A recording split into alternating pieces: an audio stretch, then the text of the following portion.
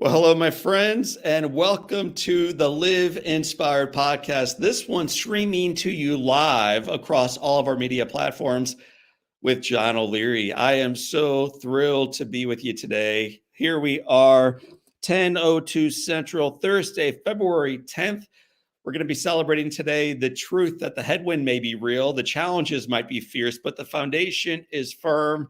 And the best of the journey remains ahead of us. As you tune in live, I want to know first and foremost where you are coming in from Australia to Jamaica, to the States, to somewhere in Europe, to somewhere in St. Louis, Missouri. Let us know where you're coming in from. And while you're typing that into the social media platform, also let us know what your favorite Olympic sport to watch is.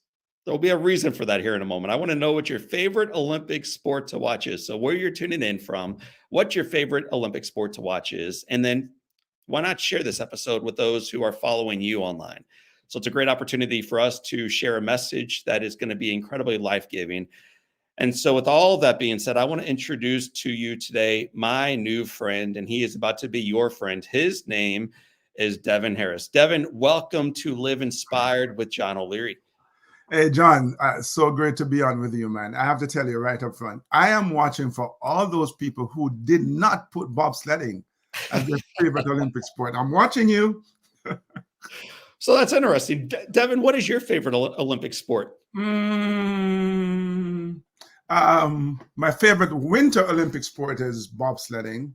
And my favorite, Olympic sport, I guess it's still bobsledding. It's a tie between bobsledding and athletics, track and field. Yes, indeed. And I'm from Jamaica, man. What can I say? So normally I give this long, roaring introduction of our guests. I think today you don't need a whole lot of introduction, but I want the introduction instead to come from you. I know you have several children. If you were to meet one of your kids' friends and they say to you, Mr. Harris, what do you do? What do you do? How do you respond to that today? Yeah, let's correct that from several. Let's tamp it down a little bit to 5. I've been busy, but not that busy.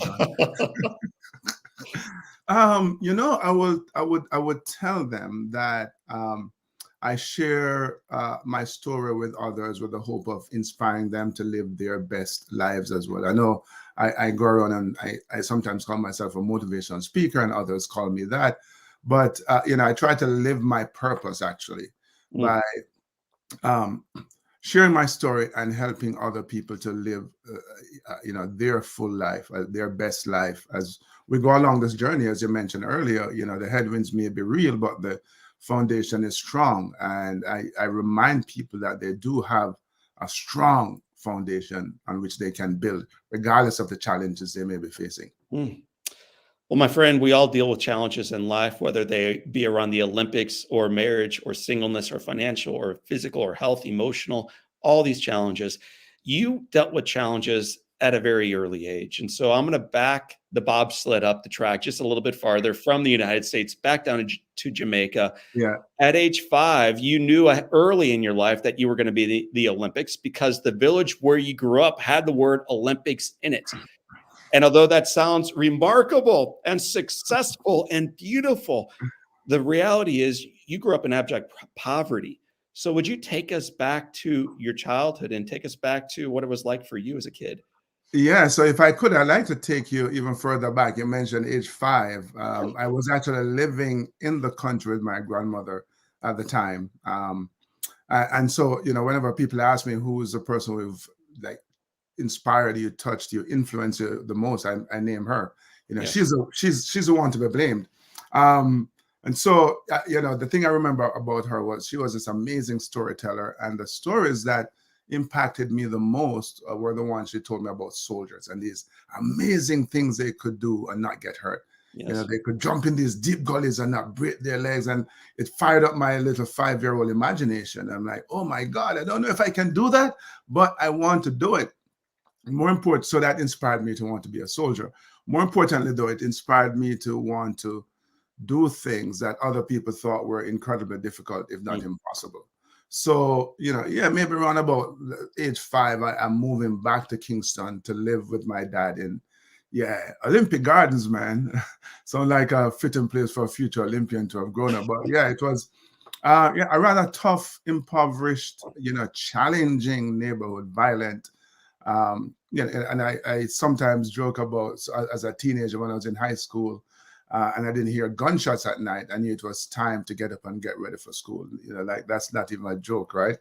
But yeah, I spent those years in that little shack there. Yeah, my parents slept in one room. I was in the other room with three brothers sleeping on the same bed. And Yes. but the thing uh, about growing up in Olympic Gardens is that I had a really good view of this place called Forest Hills. It was maybe about 5 miles away as a crow flies, as it suggests, hills with Yes. big, beautiful mansions. And I would just kind of dream about not necessarily living in those homes, but just dream about a better life, a better day. Um, and one of the things that really kept me focused was school. Now I often say I'm not a Rhodes Scholar, but I did crack a book or two. So I enjoyed school. I love playing, man, and that's where I could do most of my playing in school. If you believe it or not, right? That's where I discovered sports, and it kind of lit the competitive fire. I was competitive in the classroom. I was competitive on the soccer field initially. Yes. And I loved the thing I loved most about sport was, whatever you brought on the sport, whatever your situation was on the sports field didn't really matter. Like, it's all that mattered on the field was your heart, your determination, right? Yeah, you need some skill, but in the end, when you're exhausted, it's not the skill, it's your desire, your drive to fight and to win. So loved sports since. So, Devin, I've heard you share in the past that you would stay on the field longer than you knew you should have. You knew you would take a little bit of a beating when you got home because you were coming home so late. And also, not only did you know that was coming, that was part of your future, but you also played football. You played sports frequently barefoot. And here in the States, if a child forgets her water bottle, we're very concerned about that child. You would be playing barefoot hour after hour in the Jamaican sun. Just talk about growing up playing sports with so little, but so much passion and joy for life. Yeah, so certainly when in elementary school, it wasn't so unusual because we didn't have soccer cleats anyway. And by the way, I've never owned a pair of soccer cleats, even to this day. So and I didn't have extra shoes to play in, so I had to play barefooted. And then when I went to high school, I actually ended up not trying out for my school team because I didn't have cleats. Um, but I could run barefooted, and that's how I ended up running track. One of the reasons why I ended up running track. But yeah, you're right. In elementary school, because the school was so close to the house, you could hear when the bell rang. It's time to go home. And as long as there's a game going on, John, I cannot leave. And yes, and there are many evenings I'm playing and fretting about the whipping that's waiting for me. But football first, man. Whipping, you figure that out later. You mentioned a moment ago that you used to stand outside the doorway by a post looking out about 5 miles. Yeah. This vision of not where you were, but ultimately where you could go next. You in your own speeches have put up this picture. You've put a little arrow toward that post. Tell us what it meant to you then and what it means to us today. Yeah, so the lamppost here is right outside my gate, and that was my hangout spot. It's the house was tiny. There was not much in there. There was not much going on. I was not one of those guys who kind of roam the streets and hang out with gangs or groups of boys. Most of my time was spent at school. Actually, that was my haven, my safe space. So when I was home, yeah, that was kind of my hangout spot, and I would just look up there and what was clear to me was that there were people who were living better than I was, and so if they could live that way, there had to be an opportunity for me to live that way as well. So that's what I focus on, and so when I speak to people about that, like sometimes you're going through your challenges. We've been collectively dealing with COVID over the last more than 2 years now, and there are other issues in our lives, right? And sometimes you look and our circumstances doesn't suggest that success is even remotely possible. But what Forest Hills represent to me is that which we can create in our minds. Mm. And it may seem like a world away, as you can, if you imagine, standing there in the middle of Olympic Gardens and looking up on Forest Hills. There's a half a world away, if not further.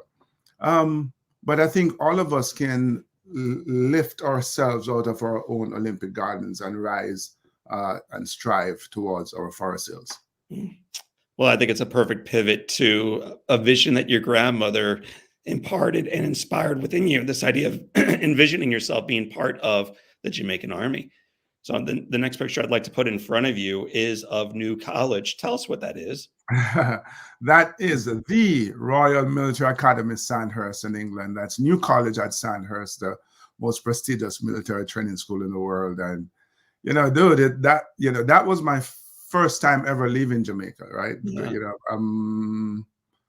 I am 19, I'm 20 years old. I'm 20 years old. I'm heading out to Jamaica for the first time. Literally going from the hood to that, right? Going from that shack you saw to that building, right? And if you can just imagine that there's just so many levels here, just being in a place that is so unfamiliar. My first 20 years was spent smack in the middle of Jamaica, never been anywhere else. I know being there, I know being at Sandhurst. The dream was coming to light, though. That's the thing. The dream was coming to light. I'd spent all that time I spent at that lamppost dreaming about getting out and doing something like being at Sandhurst. Here I was, in the place, and then now just having to deal with all the things that you can't imagine dealing with when you're standing at that lamppost, as all of us have had to do in our own journeys as well. So for me, it was like the issue of diversity and dealing.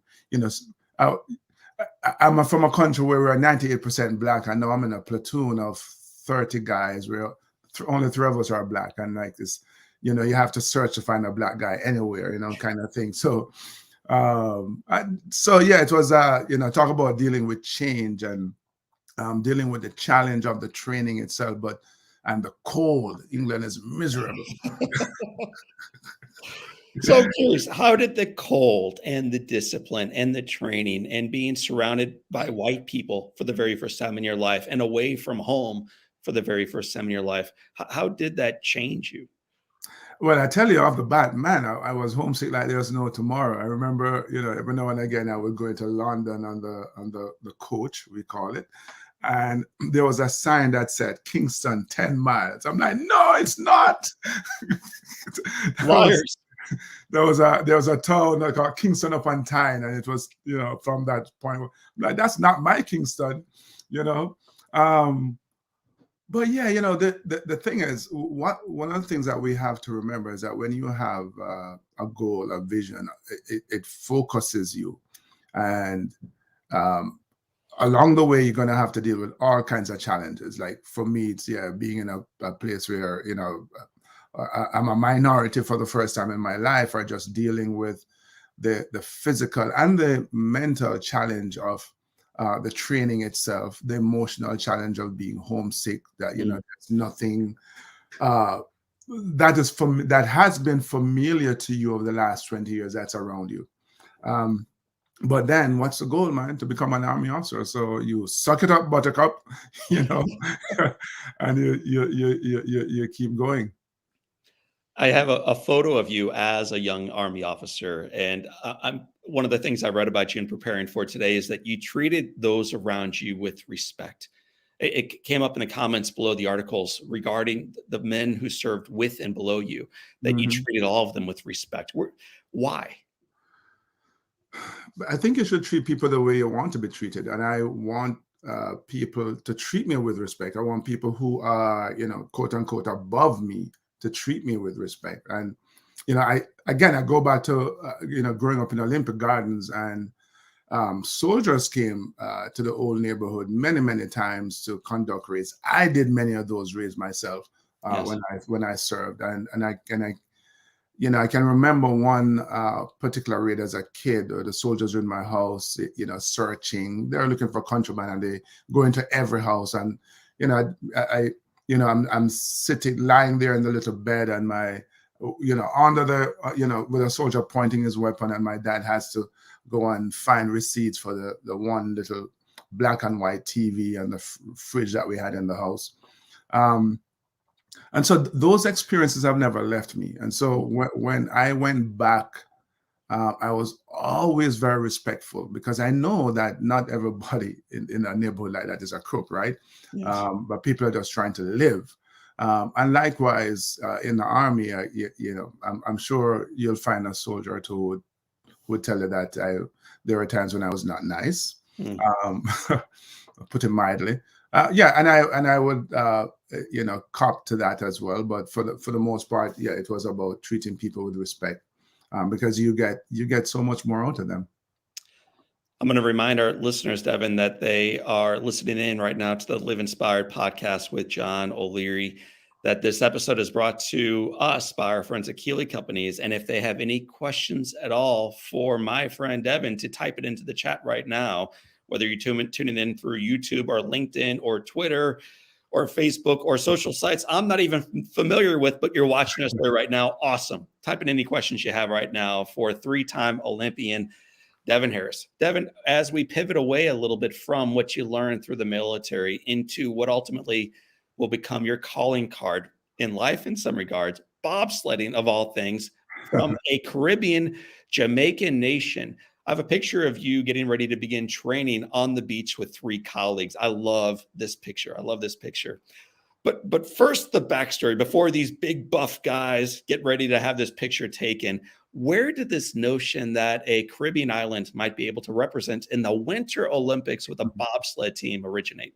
Yeah. So if you have seen Cool Runnings, you'll remember Sanka was racing this cart down a winding mountain road, right? Push cart derby, which we do in Jamaica. I've never done it myself, but 2 Americans who lived in Jamaica saw it. 2 crazy guys going down the side of a mountain in a cart, except for the ice. To them, it was like bobsledding. And then they discovered that a big part of a bobsled race is the start. You need sprinters. And of course, we have lots of those in Jamaica. But the guys on the summer team was not interested in this harebrained idea. So they came to the Army looking for athletes. At the time, I was a young lieutenant. And I remember the first time, I was reading this thing we call a Force Orders. It's kind of like a newsletter, only more important. And it said something about those who are interested in undergoing dangerous and rigorous training to represent Jamaica at the upcoming Olympics in Calgary in bobsledding should make themselves known. Well, I've never heard of Calgary before, and I knew that bobsledding was a winter sport, and yes, that it was dangerous. And I just thought, man, this has to be the most absurd idea ever conceived by man. And I remember thinking nobody could ever get me to go on one of those things. And I asked all the questions that everybody asks: how are you going to train? You don't have enough time, and so on and so forth. So one day, about a week later, I'm at work, and the colonel was walking by my office, and he called me, and you know the deal, man. The colonel calls you, usually you're in trouble. And I walk over, and he goes, tell Colonel Barnes that you and Lieutenant Wilkie will be going on for the bobsled team. Mm-hmm. And so my first reaction is relief. Oh, I'm not in trouble. Great. Oh, all I have to do is go for the bobsled team. All right. But the whole equation changed for me at that moment, John, because I was going to the team trials. Yes. And the way I'm wired, I'm not wired to just participate. And if I was going to go, now it went from nobody could get me on one of those things to I don't know how I'm going to do it, but God, I have to make this team. And I had no idea how I was going to do it, because I consider myself army fit. I could walk 100 miles with 50 pounds on my back and a rifle in my hand. Ask anybody who's trained at Sandhurst. You walk everywhere, right? But I didn't think I was sports fit. But I went to the team trials, man, and I just worked hard. I tried and tried, and I often say that I think they liked my smile and they selected me. Well, I like your smile. I selected you too, but that doesn't necessarily mean that it was easy. You're in Jamaica. There is no ice. There is no bobsled. You've never seen one. Mm-hmm. How rigorous was the training? It was very rigorous. So let me clarify something. In 87, 88, when our team came on the scene, I think there were probably 15 or 16 bobsled tracks in the world. Mm-hmm. So countries like Japan, China, who just got theirs, France, Norway, somebody else. There are a couple of countries who did not have a bobsled team, a bobsled track. Canada had just gotten theirs because they were hosting the Olympics. So, like everybody else, Jamaica simply have to fly to the tracks to do real bobsled training. In Jamaica, in the summer, you're training running, lifting weights, pushing a makeshift sled, and so on and so forth. So that's easy to do in Jamaica. But then if you are trying to compete in the Winter Olympic Games, might I suggest you start 5 months before the Olympics?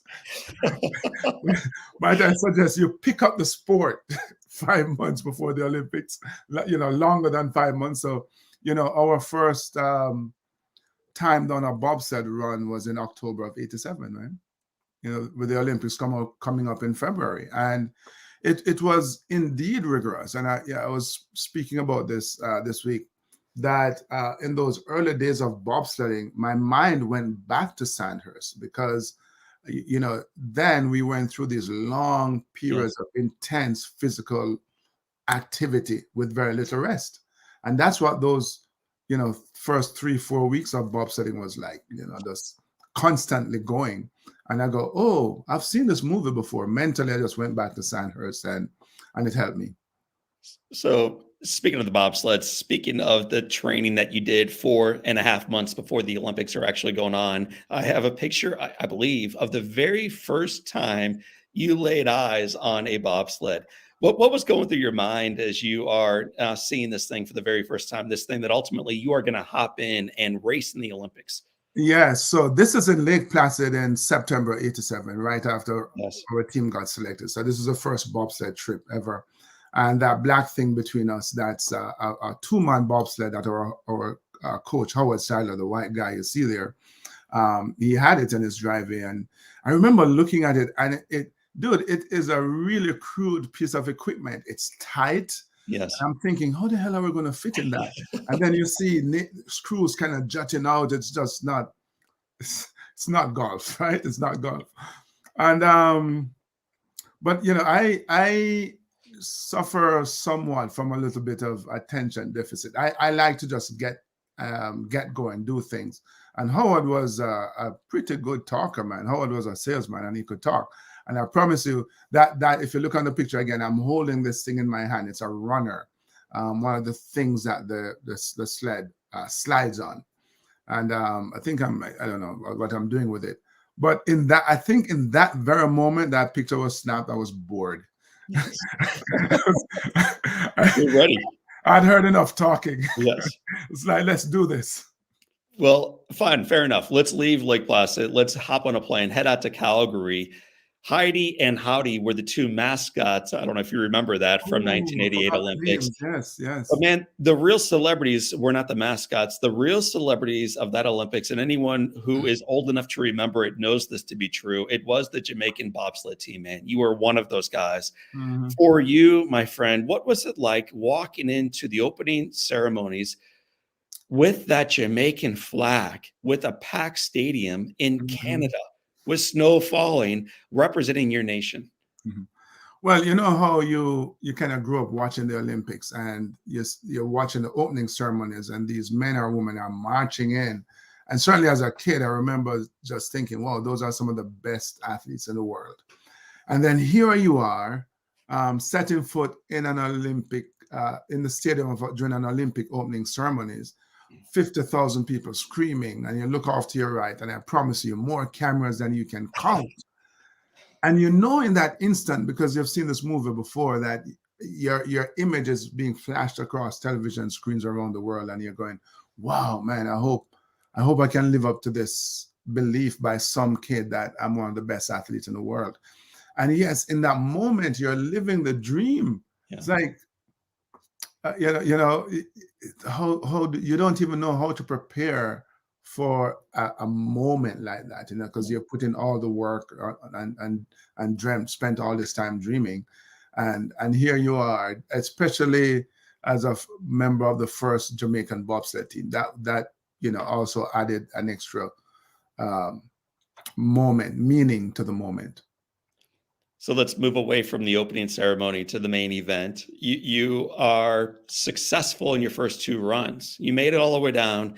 And now I want to take you to the third run of the 1988 Olympics, the four-man bobsled team. There you guys are at the top of the run.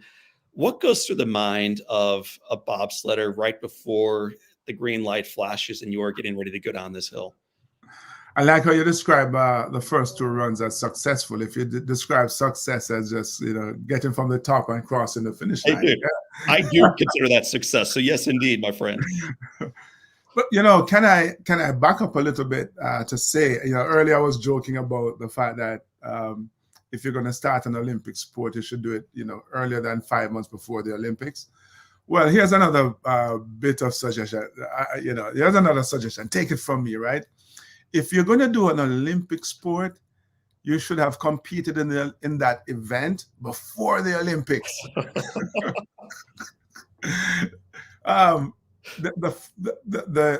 That four-man race was the first time we ever raced four-man, the first time we ever competed in four-man bobsled racing. And, it dawned on me over the last couple of weeks that perhaps in the history of the Olympics, that is the only time you'll ever see someone who has competed at the Olympic Games in an event, and that was the first time they did it. Right. So, yeah, you can't even make these things up. So we went through the first day, which had a little bit of drama, but here we are on the third run, the second day of the Olympic Games, having really just practiced during the week, and everything felt good. There we are standing at the start, and dude, it just all came together. We pushed the 7th fastest start time, and I call it poetry in motion. We just got on the sled, and it was fluid. It felt flawless. It was just, we were cooking, and I often make reference to this particular picture because if you look closely, there are two guys wearing goggles, and there only should be one. The guy in the number 2 seat in goggles, that's me, peering over the driver's shoulder. And actually, so Dudley, the driver, he was an Army captain. I'm a lieutenant, or lieutenant, as Americans say. And the day before the race, so at the end of the first day, we're in the village, and he calls me in this room, and he furiously presses pause on the VCR and goes, "What's that?" And that's me looking over his shoulder. And he goes, "Take the goggles off," right? So I took the goggles off. The captain says, "Take the goggles off." I took the goggles off. We pushed that 7th fastest start time. My head is buried in the sled. Yes. We're heading down the track. And I remember we came out of corner 8 and we hit the wall, and that's not good. But I'm thinking, okay, that's okay. We have enough time. There's a long straightaway before we get to 9. We should be fine. And then we hit the wall again, and I knew, okay, we're going to wave. And if you watch the video, you'll see the sled kind of going in and out of the frame. And I fully anticipated that we're going to come around to the end of the corner, slam into the wall as we exit, and then continue our merry way. But no, what happened is that we crashed. Yes. When I look on the footage, what happened is there's a point in the corner on the curve where you should be going down. Our sled was going up instead, and there was nothing left but wall. There was nowhere for us to go but over. So that's what happened, and I remember thinking, wow, how embarrassing. People wondered if I was scared for my life. No, I was just embarrassed, man. We had crashed in front of the entire world, and we had given credence to all the people who felt we didn't belong. So that was a low point. You survive. I mean, you say, John, no, I wasn't worried about my life. I was worried about disappointing my country mates by letting our nation down, by proving all the naysayers they were right. That all might be true, but the reality, Devin, is this was a wildly dangerous situation to be going down a track in a 650-pound sled with 3 guys around you going 80 miles per hour sideways against the wall. Incredibly dangerous. So you could have died. What are you thinking as you're sliding down this hill with ice entering into the sled with you? No, that's exactly that. I mean, so that's why you wear a helmet, because I tell you, that wasn't my worst that was my 7th crash for the season. But I remember driving a 4-man sled, if I could jump forward a little bit, in Winterberg, West Germany. And I crashed, coming out of that second to last corner, and flipped over on my right, and I hit this part of my head. And I knew that if I wasn't wearing a helmet, I would have been dead instantly, like instantaneously. I felt the vibration for about a week, So yeah, it's that kind of sport. But as I'm heading down, seriously, I'm just thinking, oh my God, we crashed. We crashed in front of the world. This is embarrassing. That's all I could think of. That it was not a good look. Well, the good look ended with you somehow, I think it's miraculously, popping out of that bobsled together and then walking the remainder past that finish line in the movie. We'll come to the movie later on, but in the movie, you carry the bobsled very heroically with the music playing in the background. Yeah, I know. This time you take off your helmets, you bow your heads a little bit. But to me, what moves me, Devin, when I look at this picture and watch the video, everyone in that Olympic stadium is applauding, not out of pity, but celebrating athletes who have indeed done their best. Against overwhelming odds, you have done your very best in that moment. When you watch the video, or when you look back on that walk with the bobsled being carried between you, the four of you, how do you feel about it now? It's a proud moment. It's one of those. It's a telling moment, I think. You look at so many things are going on there. You look at my face, and it's one of disappointment and embarrassment, not shame, but disappointment and embarrassment. But it's also one of resolution. We became so resolute in that moment. We always knew we were going to come back to the Olympic Games. But in that moment, we just knew that there's no way we weren't going to come back, right? So it's just one of those learning moments, man, that all of us have when we suffer setbacks and defeats, that, you pick your setup literally and figuratively, and you go learn the lessons that you need to learn to come back. And it also just goes to show, we're not alone in the journey. As much as there were people who felt that we didn't belong and so on, as I was walking down that braking stretch trying to exit stage right, people started to cheer, we love you, we love you. And I remember one guy reaching over and shaking my hand, and then I had to shake every other hand coming off, right? So in the moment, it made you feel a little better, Calgarians, you guys were awesome. But yeah, you can't, there's still that sting, right? And you go, and you look on the bigger picture and why you're there to represent a country that has been, quite frankly, nurtured and Olympic excellence, right? Yes. And you go, oh my God, they're going to be mad. These fools come and embarrass us at the Olympic Games. But, John, they were so supportive, man. They were making, Jamaicans, that is, were making excuses for us that we didn't even make for ourselves, such as the fact that we're from Jamaica, tropical island, no snow, and here we are. We felt that we should succeed despite all of those things. So they made us, I'm like, okay, if you feel that way, fine, thank you. So Devin, about 25 years ago, I was in a boat with a bunch of my buddies. This is probably college days, and they were all water skiing. And one of them kind of challenged me to try sometime. And you're on a podcast right now with a guy who was burned profoundly as a child, lost his fingers due to amputation, has no chance whatsoever to water ski or hold on to the rope. And yet I jumped into the water with both skis on and held on like this for all my life and flopped. And then I tried again and flopped. And I failed, honestly, man, about 60 times. I'm bleeding out of both arms, but eventually pulled myself up.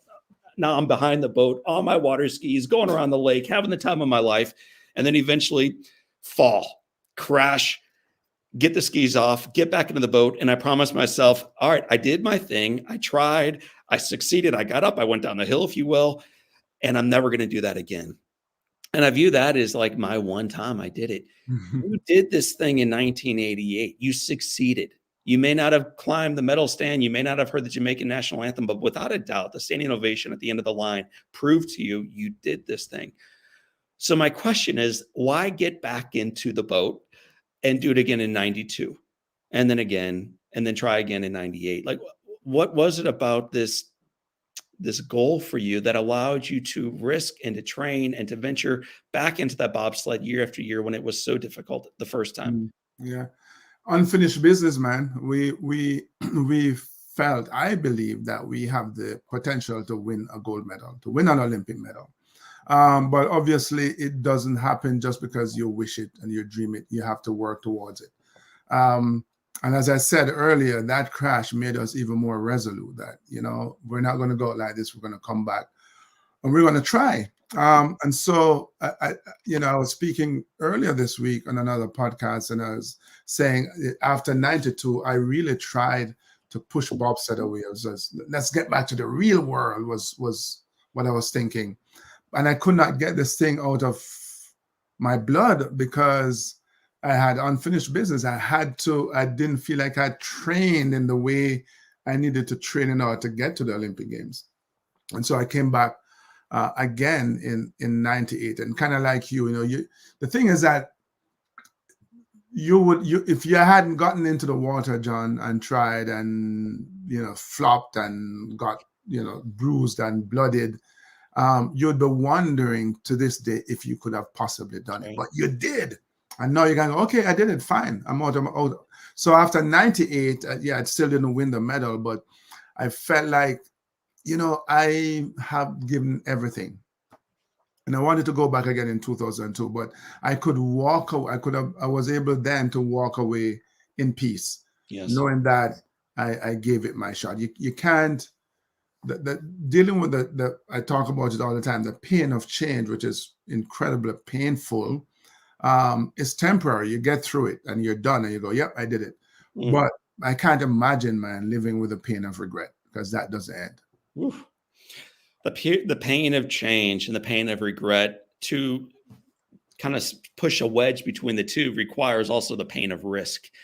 And we had an awesome question coming in from our Facebook community. So I'm going to put it up on the screen and I'll read the question to you. It comes in from my friend Meredith. So Meredith Sainer Bogus asked the question: fear of embarrassment or fear of failure keeps so many of us, Devin, from taking risk, personal, professional, etc. What advice would you give to anyone sitting on the edge of an opportunity, but they are afraid to move forward because it might end badly for them? Yeah, it could end badly, but how do you know? You can't know, right? I was thinking about this morning. I don't know why, but my mind went back to those days in Austria, and oh my God, how my stomach would be in turmoil. Like there's like millions of butterflies in my stomach as I drive up that winding mountain road to the track every day to go down the track, right? Yes. But I did it, right? And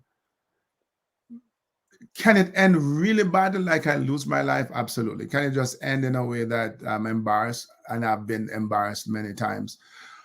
And it's true. It's the same feeling and challenges that we feel when we have to go, when we're sitting, as you said, Meredith, at the edge of a new opportunity, whatever that is. Like when I was thinking about leaving the army or doing what I do now, I don't, punch a clock. You got to work, you got to hustle.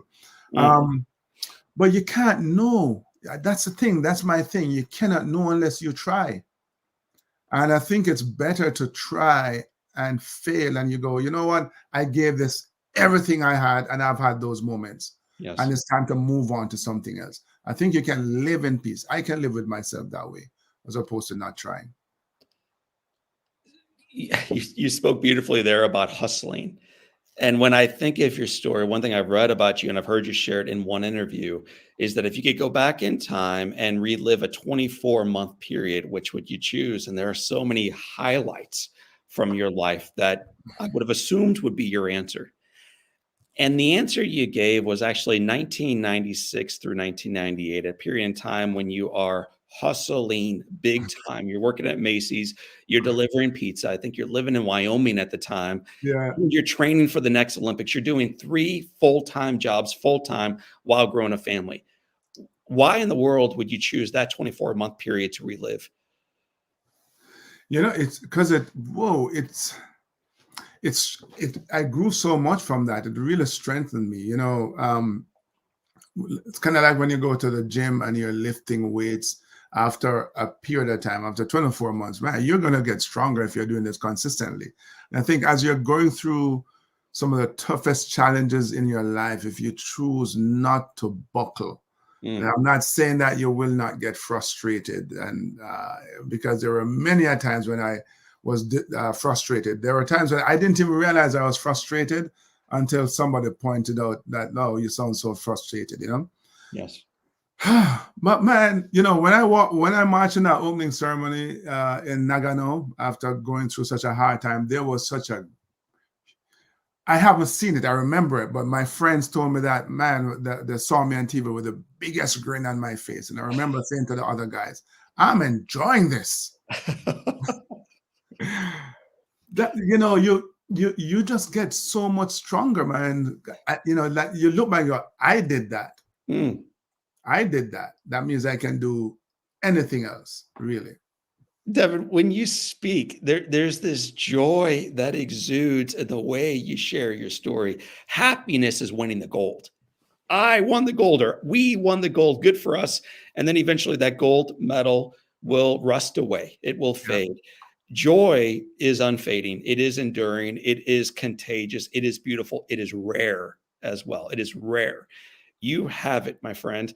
Talk about that joy. I mean, I hear it in the response to every question I'm asking you today. Just talk about joy. Well, I was singing joy, joy, joy to you, but then we just ruined the entire show. So let's not do that. Dude, I love life, man. I love living. And I've learned to embrace all its facets, right? So yeah, there are some crappy parts that we don't enjoy when we are going through them, but then when you come through, you're like, yes. Yeah. I joke. First time I'm telling this story like international, you know, but I joke about when I was in basic training in the army in Jamaica, man, and we were on the range, and the training officer he was working us that day. It was a punishment. It's called dubbing. And I was running with this 24-pound gun over my head, and I got exhausted. I just didn't have any energy. And I pulled it down, right, to rest. And he goes, put that over your head, or, you know, some expletives, go home. And when I imagine like going back to that shack, I don't know where I got the energy from. It's like, so in that moment, I thought I was going to die, but I can look back at it. It's a Jamaican thing as well. You know, we just laugh at some of the worst experiences we have. That's what makes us so cool, I think. But yeah, I just joke about that all the time. I laugh a bit about it often. Yeah, you have to take the good with the bad. That's life. Yes. And there's no point in walking around and moping, because that's not serving you or anybody else. Brother, it's a huge lesson we must learn as adults from your story, from you lowering the gun and then lifting it high again and then laughing about it afterwards. We adults must learn that. Yeah. We have a question coming in from our community asking about kids and how we can teach our young people to learn this. So our friends are now tuning in from YouTube and LinkedIn and Instagram and Facebook and everywhere else. And this one comes in from my friend Mary T. Schmitz.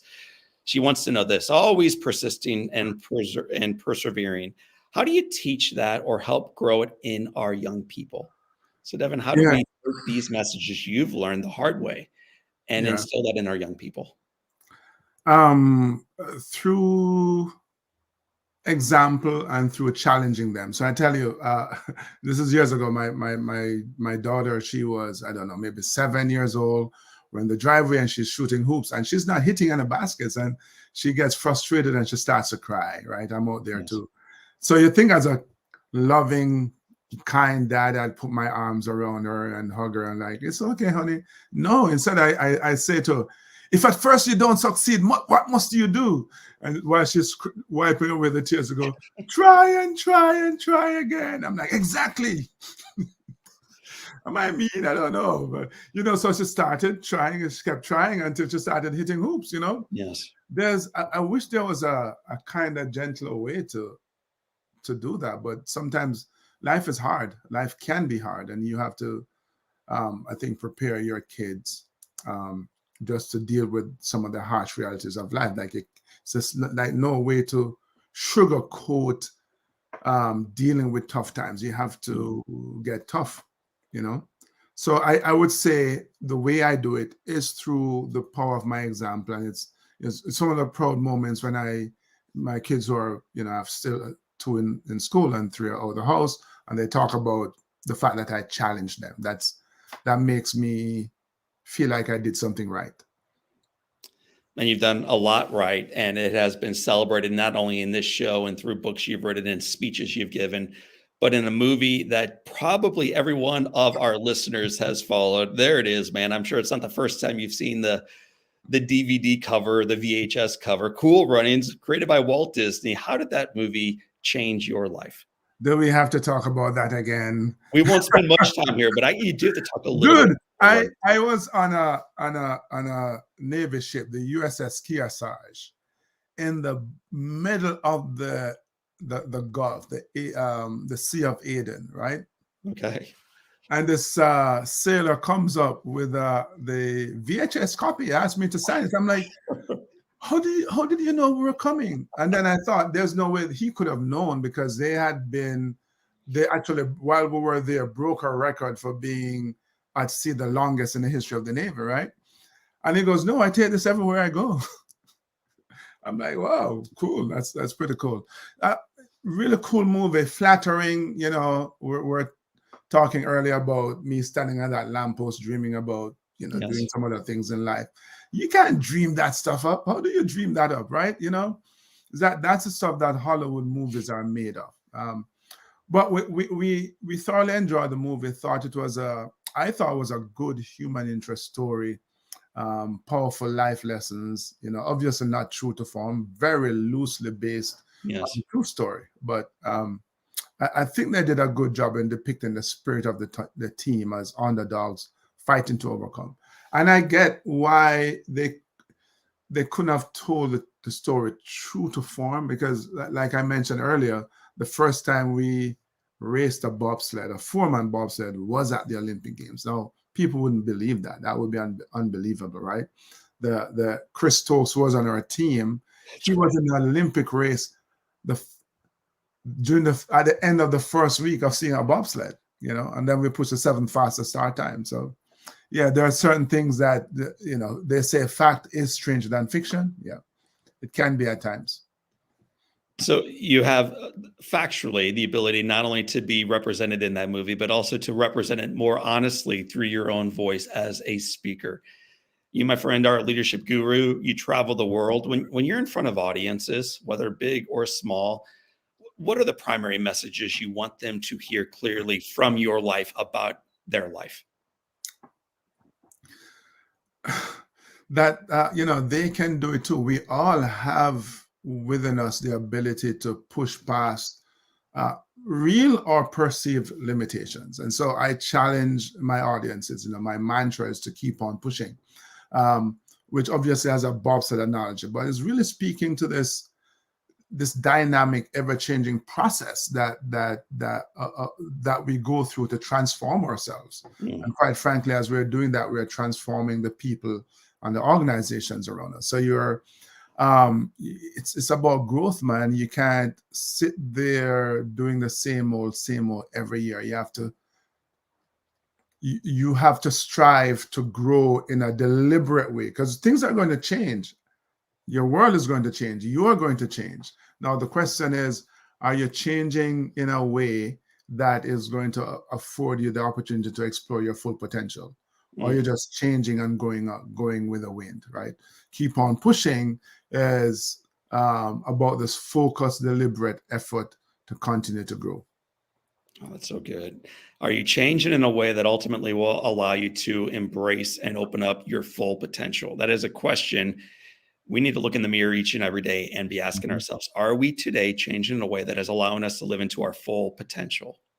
When I look at you, my friend, as I see your beautiful, brilliant smile staring back at me right now, and as I look at you in bobsled pictures or uniform pictures or as a child, you've got a big smile on your face, big old smile.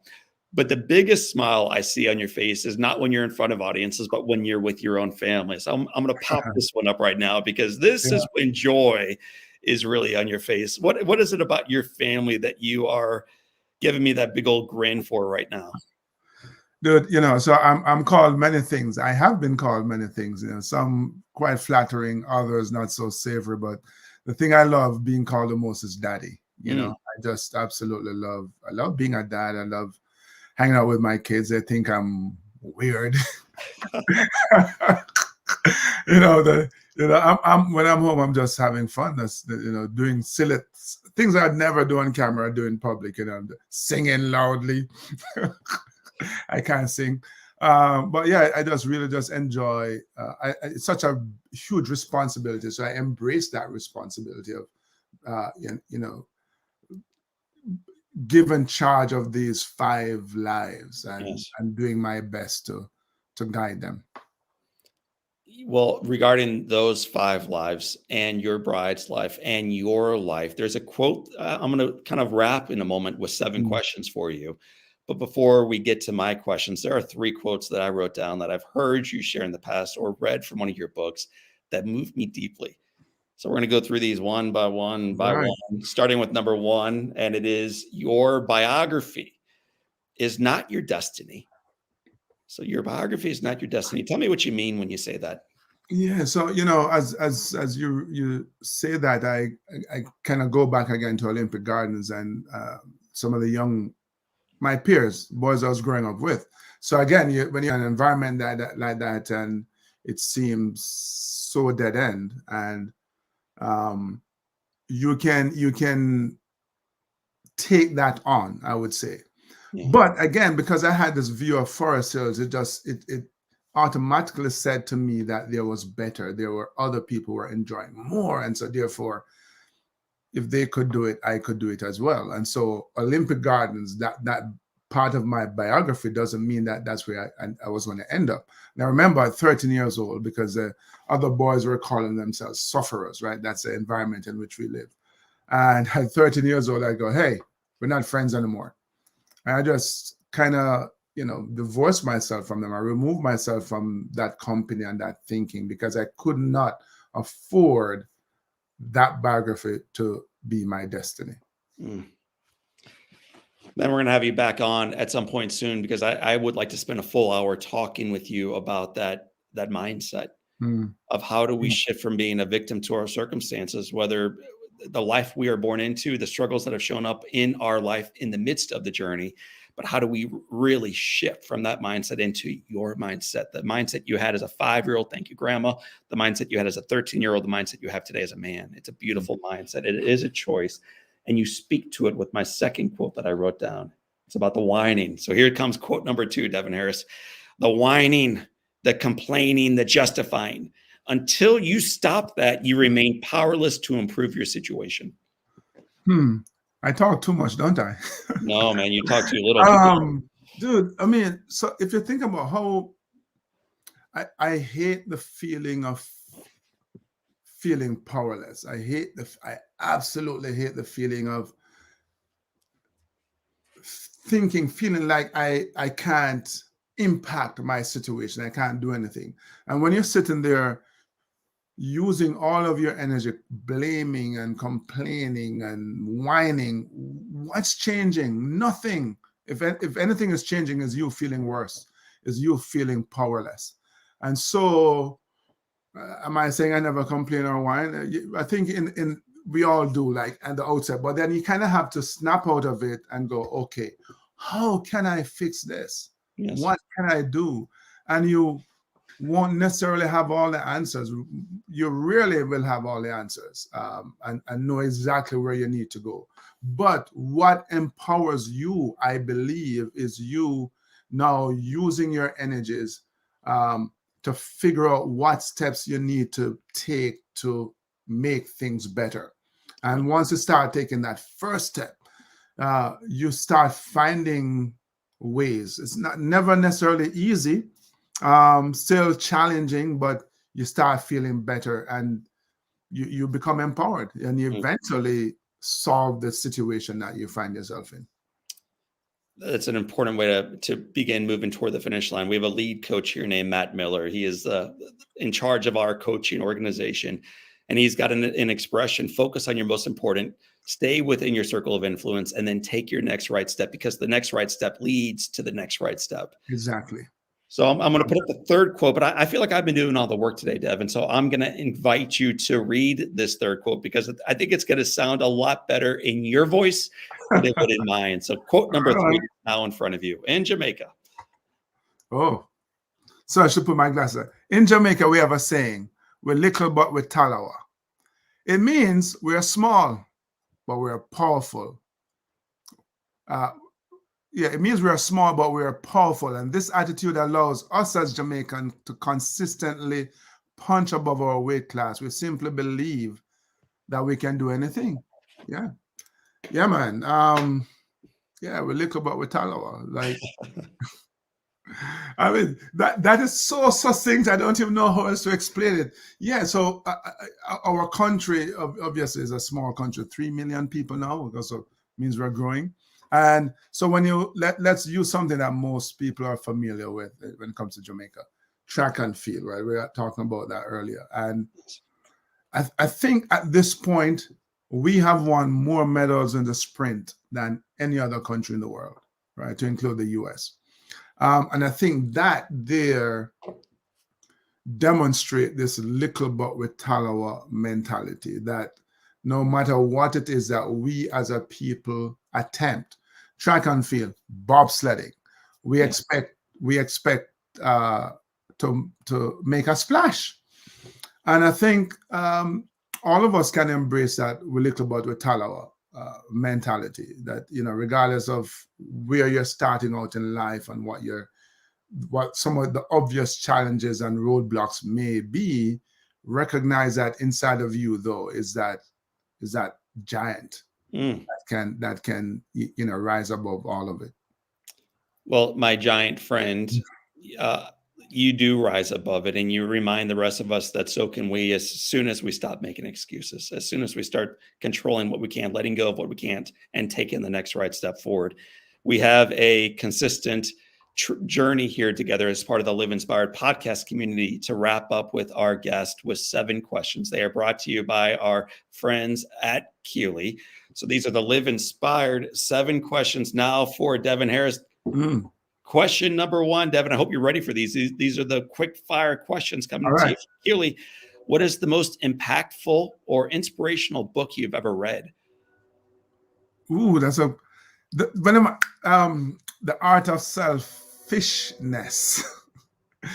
Because I bought it because it said the art of selflessness, and I was reading it, I was like, there's nothing selfless about these stories. Selfishness. Oh, that comes to mind because I think it's a cool title. There are others, but the bottom line is that you have to take care of yourself before you can help others, right? So you have to grow, you have to become more valuable yourself before you can add value to the lives of others. Devin, as you add value to others by investing in yourself, what is one positive characteristic or one trait that you possessed as a little boy by that lamppost in Olympic Gardens that you wish you exhibited as brilliantly today? Oh, I don't know what I think. I was supposed to persistent, but dude, I'm dogged. I'm just that. I'm just that is a great word. I was persistent and dogged. I still am, but maybe even as a child, I was even more so persistent and dogged. I think that's beautiful. If your home caught fire and your family's out and the animals might be out, but you had an opportunity to run in and grab one item that really mattered to you, what's the one thing you would come racing back outside with? Wow, what a question. My birth certificate. Probably. There's a collage on the wall. I was just looking at it yesterday and smiling to myself with my kids who are on vacation and doing different things. That's what I would grab. And other stuff you can easily replace, right? The collage of family, those I love most, doing the things we loved doing most together. If you could sit on a bench on a gorgeous Jamaican day and have a long conversation with anyone, living or deceased, who would you want to be seated next to? Can I choose two? The first one would be a Jamaican, Sam Sharp. He's one of our national heroes. He's my favorite. He's a dude that says, "I'd rather die on yonder gallows than live in slavery." And that to me is the ultimate in defiance. And I can be a pretty defiant dude. And the second one would be, Mandiba, because Nelson Mandela, to spend 28 years in prison and come out and go, all is forgiven.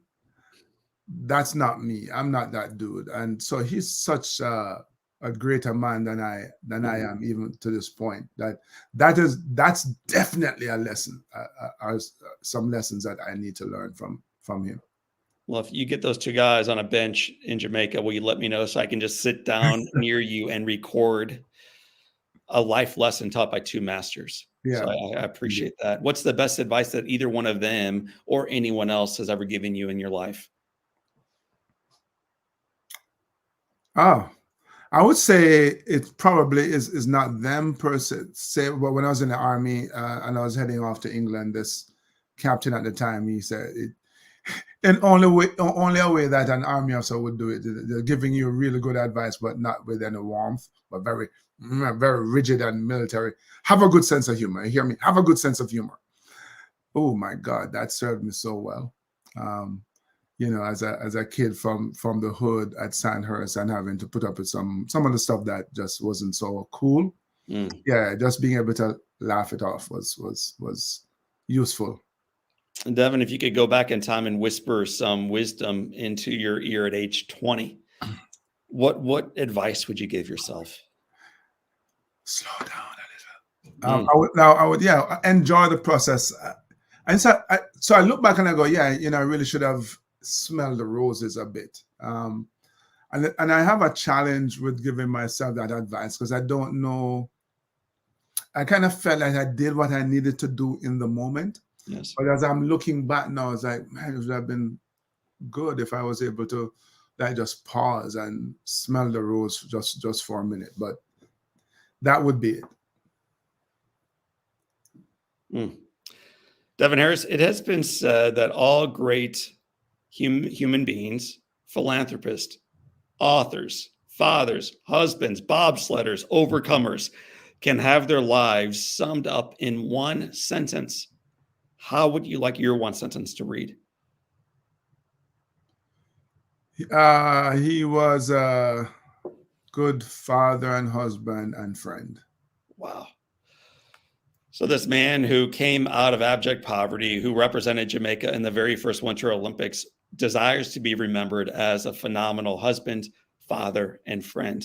What an example for all of us who are lucky enough today to tune in. Some of us live on social media, the rest of us tuned into the Live Inspired podcast afterwards. Devin Harris, I want to thank you for being a remarkable father, husband, and friend, a phenomenal speaker, author, and human being, and an example for all of us on what overcoming looks like in the face of profound odds. John, it's been awesome, man. Thank you for having me. It's great spending time with you and your audience. And thank you so much for this program and putting out the amazing work that you're doing. And I want to encourage everyone to continue to tune in to this man here because he's doing some amazing work. Well, Devin Harris, and your words, not mine. I appreciate that. You'll get the agreed upon compensation afterwards for dropping that line in there. My friends, for tuning in today, I want to thank you for being part of this celebration. If you don't currently tune in, why not start? You can tune in by subscribing to the podcast or following us online. So for this time, and until next time, my name is John O'Leary. That was Devin Harris. And today is your day. Live inspired.